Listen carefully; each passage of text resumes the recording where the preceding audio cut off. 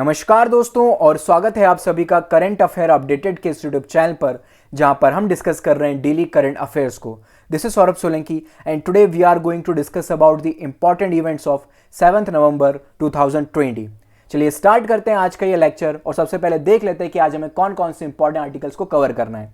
सबसे पहले हम देखेंगे हैबियस कॉर्पस के बारे में एक इंपॉर्टेंट आर्टिकल, फिर हम डिस्कस करेंगे ब्राउन कार्बन टारबोल से रिलेटेड एक इंपॉर्टेंट आर्टिकल। उसके बाद हम डिस्कस करेंगे software technology park of India, एक एजेंसी है हमारे इंडिया की, इससे रिलेटेड कुछ इंपॉर्टेंट पॉइंट्स देखेंगे।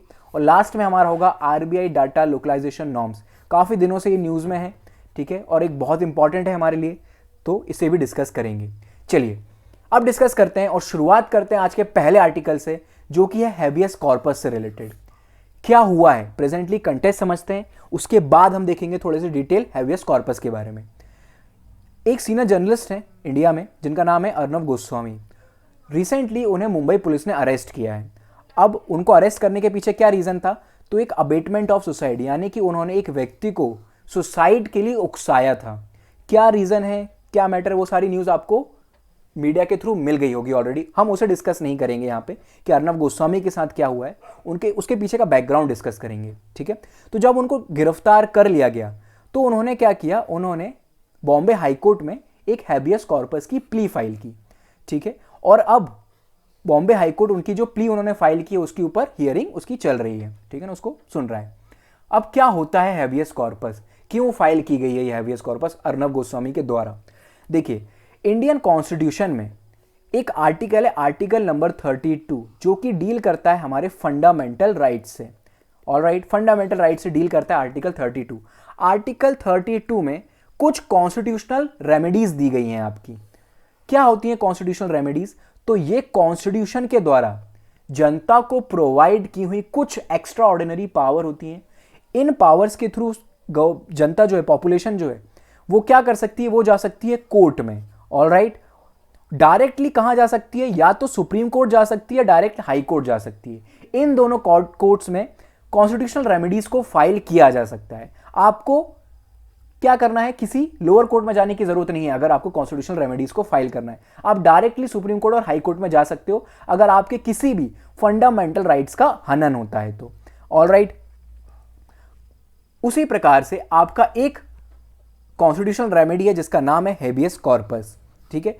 क्या होता है हेबियस कॉर्पस में, अगर किसी ऐसे व्यक्ति को डिटेन्ड किया गया है पुलिस के द्वारा या फिर किसी और अथॉरिटी के द्वारा, तो क्या हो सकता है, वो व्यक्ति कोर्ट में जा सकता है, डायरेक्टली सुप्रीम कोर्ट या फिर हाई कोर्ट में जा सकता है और वहां पर जाकर एक हैबियस कॉर्पस की प्ली फाइल कर सकता है, ठीक है। और कोर्ट उस प्ली को फिर हियर करेगा, और अगर कोर्ट को ऐसा लगता है कि उस व्यक्ति को इलीगली डिटेन्ड किया हुआ है तो कोर्ट उसे रिलीज करने के ऑर्डर दे सकती है। ऑलराइट, ये है हैबियस कॉर्पस। तो अर्नब गोस्वामी को डिटेन्ड किया गया, ऑलराइट, इसी के अगेंस्ट उन्होंने एक प्ली फाइल की, कहां पर, हाई कोर्ट में। ऑलराइट, अब उसके ऊपर जो भी जजमेंट होगी वो आपको आगे पता चल जाएगी।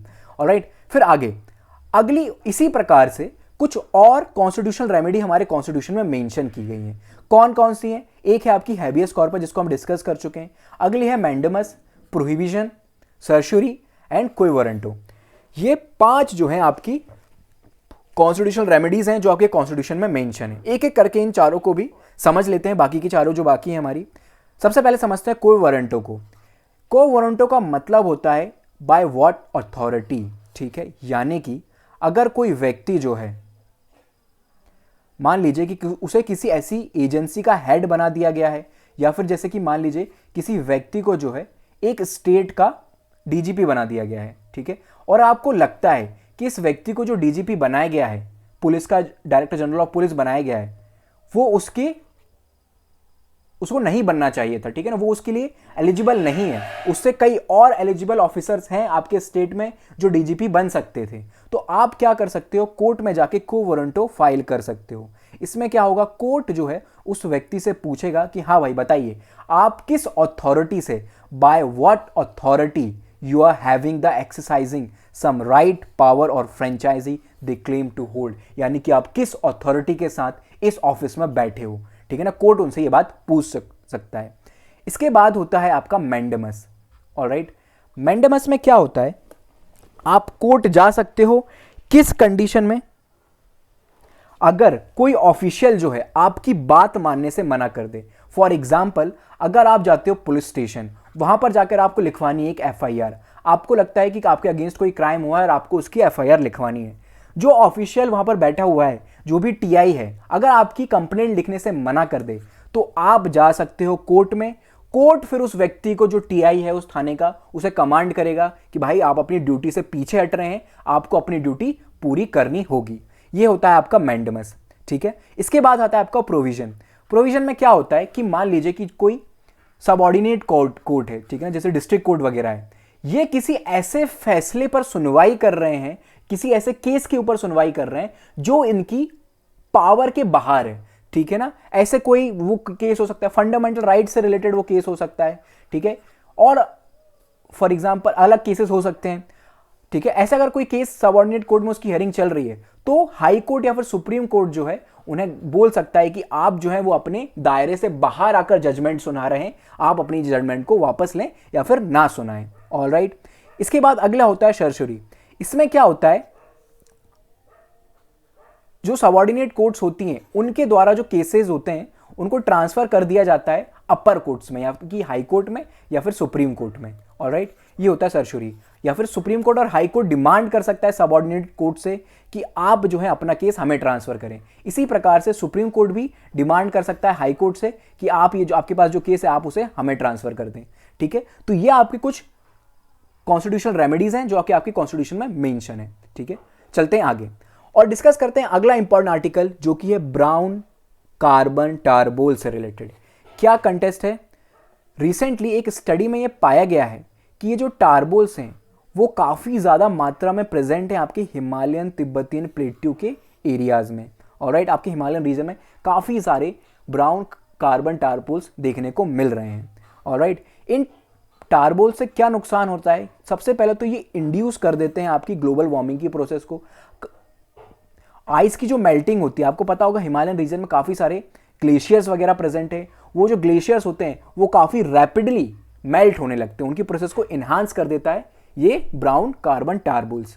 अब ये होती क्या है, इन्हें समझते हैं। देखिए, मान लीजिए कि आप किसी, आपको पता होगा यहाँ पर ऊपर आपके जम्मू कश्मीर, उत्तराखंड, हिमाचल प्रदेश वाला रीजन है, वहाँ पर हैं आपके हिमालयास फैले हुए हैं, ठीक है।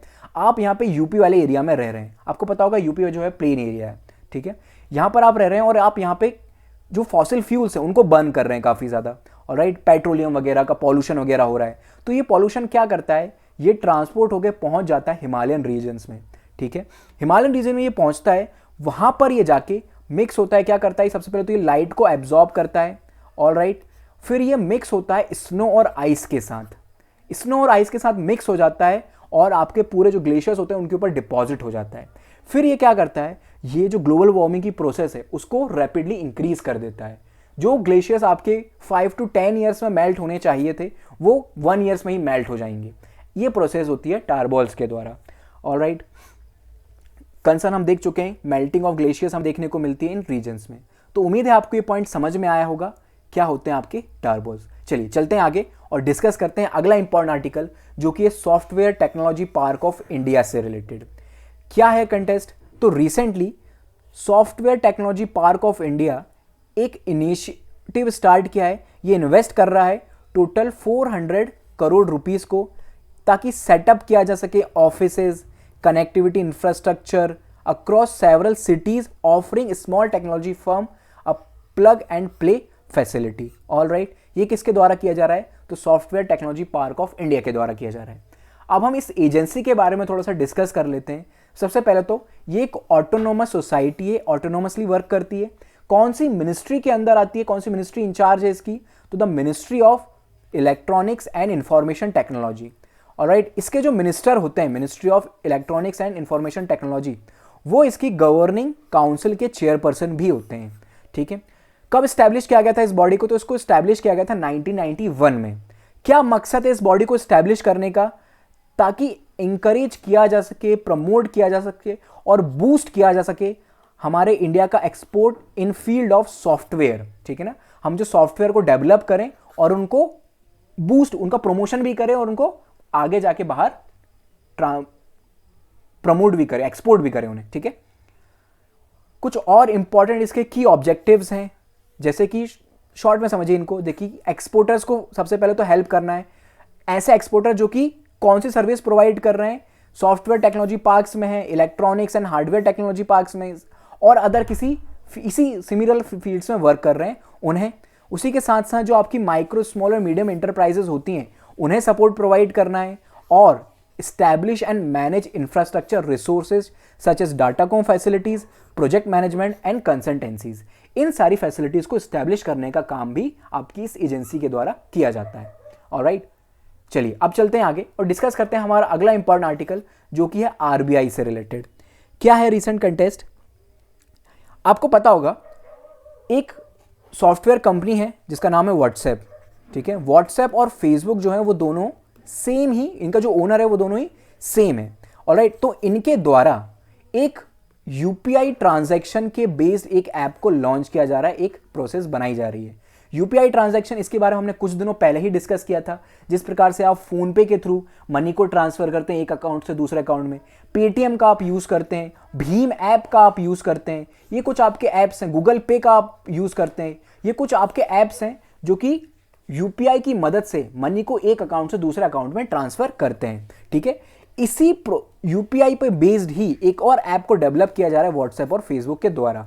तो रिसेंटली, लास्ट टाइम भी हमने डिस्कस किया था कि जो यूपीआई की पेमेंट है उससे कौन सी एजेंसी डील करती है, कौन सी एजेंसी है जो कि यूपीआई पेमेंट को हैंडल करती है। तो मैंने आपको बताया था वहां पर national payment corporation of India, ये जो है ये यूपीआई के द्वारा ट्रांजैक्शन को देखता है। ठीक है, तो इसी के द्वारा व्हाट्सएप और फेसबुक को भी परमिशन दे दी गई है कि आप जो है अपना खुद का एक ऐप स्टार्ट कर सकते हैं इंडिया में। तो ये है प्रेजेंट कंटेस्ट। इससे रिलेटेड कुछ इंपॉर्टेंट चीजें जो हमें समझनी है। सबसे पहले हम यूपीआई को समझ लेते हैं। वैसे तो हम काफी डिटेल में यूपीआई को डिस्कस कर चुके हैं लास्ट टाइम भी, शॉर्ट में बता देता हूं मैं, इस बार भी आपको एक रिवीजन हो जाएगा आपका। यूपीआई को डेवलप किया गया है national payment corporation of India ने। ऑलराइट, कब इसको इंट्रोड्यूस किया गया था? 2016 में इसको इंट्रोड्यूस किया गया था। किसके द्वारा इसको रेगुलेट किया जाता है? तो it is regulated by RBI. Alright, ठीक है। अब अगला इंपॉर्टेंट पॉइंट इसी से रिलेटेड, इसी टॉपिक से रिलेटेड, जो कि है डाटा लोकलाइजेशन। क्या होता है ये, इसे भी हम समझते हैं। देखिए, जो आपकी बड़ी बड़ी कंपनीज होती है ना, सॉफ्टवेयर कंपनीज, जैसे कि अमेजॉन है आपका, ऑलराइट, फेसबुक है, व्हाट्सएप है, ये क्या करते हैं, इनके पास जो डाटा होता है, इंडियंस का डाटा, जैसे कि आपने व्हाट्सएप या फिर फेसबुक पे अपनी आईडी वगैरह बनाई, तो आप वहां पे अपना डाटा प्रोवाइड करते हो, आपकी एज वगैरह, बर्थ डेट वगैरह प्रोवाइड करते हो। तो ये जो सारा डाटा है ये लोग कहां पर स्टोर करते हैं? ये लोग इसको स्टोर करेंगे यूएसए में, जहां की ये कंपनीज हैं, वहां पर ये स्टोर करते हैं। इंडिया में ये लोग डाटा को स्टोर नहीं करते हैं। इसके कारण हो सकता है कि प्राइवेसी से रिलेटेड इश्यूज हो जाएं। ये लोग क्या कर दें, जो आपका डाटा है उसको बेच दें किसी और नेशन को, जैसे कि चाइना को आप बेच दें। यूएसए के पास डाटा है, चाइना बोलता है कि हमें जो है इंडियंस का डाटा चाहिए कि ये लोग जो है किस प्रकार के, फॉर एग्जाम्पल किस प्रकार इनकी पॉलिटिकल ओपिनियन क्या है। ऑलराइट, आपकी जो बातें होती हैं पॉलिटिकल ओपिनियन, वो आपकी फेसबुक के स्टेटस वगैरह से पता चल जाती हैं। तो ये जो सारा डाटा यूएसए में स्टोर्ड है, तो चाइना जो है वो मांगता है कि हमारे इनका जो पॉलिटिकल डाटा जो है वो आप दे दें, ये बता दें आप हमें कि जो इंडियंस हैं वो किस पॉलिटिकल पार्टी को फेवर कर रहे हैं, ताकि हम जो इंडिया में होने वाले इलेक्शंस हैं उसे इन्फ्लुएंस कर सके। ये सिर्फ मैं आपको एग्जांपल दे रहा हूं कि किस प्रकार से लॉस होता है इंडिया को। ऑलराइट, तो फिर ये क्या करेंगे, चाइना को बेच देंगे हमारा डाटा, इंडिया का जो डाटा है, और उससे फिर ये चाइना जो है वो हार्म पहुंचा सकता है इंडिया में। ऑलराइट, ये सिर्फ एक एग्जाम्पल है। तो अब इंडिया ने क्या किया है, इंडिया में आरबीआई ने नॉर्म्स लेके आए हैं कि आपको जो है डाटा वो इंडिया में ही स्टोर करना है। जो भी पेमेंट से रिलेटेड डाटा है वो इंडिया में ही स्टोर होगा। ऑलराइट, कुछ केसेस में एक्सेप्शन दी हुई हैं कि अगर आप कुछ बैंक्स हैं, फॉरेन बैंक्स हैं अगर आप, और आप जो है वो पहले से वर्क कर रहे हैं, आपको पहले से परमिशन दी हुई है कि आप जो है डाटा को स्टोर कर सकते हो अपनी कंट्रीज में, तो आप अभी कंटिन्यू कर सकते हो ये प्रोसेस, लेकिन इसके लिए पहले आपको परमिशन लेनी होगी आरबीआई को। ऑलराइट, जो भी इंटरनेशनल पेमेंट होती हैं उन पेमेंट्स का जो डाटा होगा वो इंडिया में ही स्टोर होगा। अगर वो डाटा, जैसे मान लीजिए कि कोई यूएसए का बैंक है और आपका बैंक है एसबीआई, आपने जो है एसबीआई के बैंक से पैसे को ट्रांसफर किया बाहर किसी दूसरे बैंक में, यूएसए के बैंक में किसी। ऑलराइट, तो ये जो डाटा है अब ये इन्हीं के पास भी होगा, यूएसए के बैंक के पास भी और एसबीआई के पास भी। ठीक है, लेकिन आरबीआई ने जो नॉर्म्स लेके आए उसके अकॉर्डिंग ये जो डाटा यहाँ पर यूएसए में स्टोर्ड है उस डाटा को आपको हटाना होगा, इरेज करना होगा, और वो डाटा सिर्फ इंडिया में ही स्टोर्ड होगा। ठीक है, ये सिर्फ एग्जांपल मैंने आपको दिया है, समझाने की कोशिश की है। तो ये कुछ पॉइंट्स हैं डाटा लोकलाइजेशन से रिलेटेड जो आपको याद रखने हैं। ऑलराइट, ठीक है। और कुछ इंपॉर्टेंट पॉइंट इसी से related, data store domestically must include, क्या क्या पॉइंट्स को इंक्लूड करता है, एंड टू एंड ट्रांजैक्शन, यानी कि ए पर्सन से बी पर्सन को पैसे भेजे गए तो इन दोनों का जो डाटा डिटेल्स हैं वो आपके पास स्टोर होनी चाहिए। ठीक है, कुछ और एग्जांपल होते हैं जैसे कि मोबाइल का नंबर है, ईमेल है, आधार कार्ड है, पैन नंबर वगैरह है, ये सारी चीज़ों की आपको ज़रूरत पड़ती है अगर आपको बैंक अकाउंट वगैरह खोलना है। तो ये जो सारा डाटा है ये भी देश से बाहर नहीं जाना चाहिए और इंडिया में ही स्टोर होना चाहिए। जो सेंसिटिव डाटा होता है जैसे कि आपका एटीएम पिन या ओटीपी जो आपको आते हैं मैसेज के थ्रू, वो सारा डाटा भी इंडिया में ही स्टोर होना चाहिए। इस प्रकार के कुछ एसेंशियल डाटा आरबीआई ने बताए हैं, ये इंडिया से बाहर नहीं जाने चाहिए। तो गाइज ये था हमारा आज का डिस्कशन। उम्मीद है आपको डिस्कशन पसंद आया होगा। If you like this video please hit the like button and subscribe our channel, और वीडियो को शेयर करना ना भूलें। ठीक है, मैं आपको ऐसा नहीं बोल रहा हूं कि आप ये वीडियो बहुत सारे लोगों के साथ शेयर करें, लेकिन आपके जो इंपॉर्टेंट ग्रुप्स हैं, आपके जो फ्रेंड सर्कल है जिन्हें आपको लगता है कि बेनिफिशियल हो सकती है ये वीडियो उनके लिए, तो प्लीज उनके साथ तो जरूर से जरूर शेयर करें। Thank you so much for the discussion. I will see you in the next lecture. Have a good day.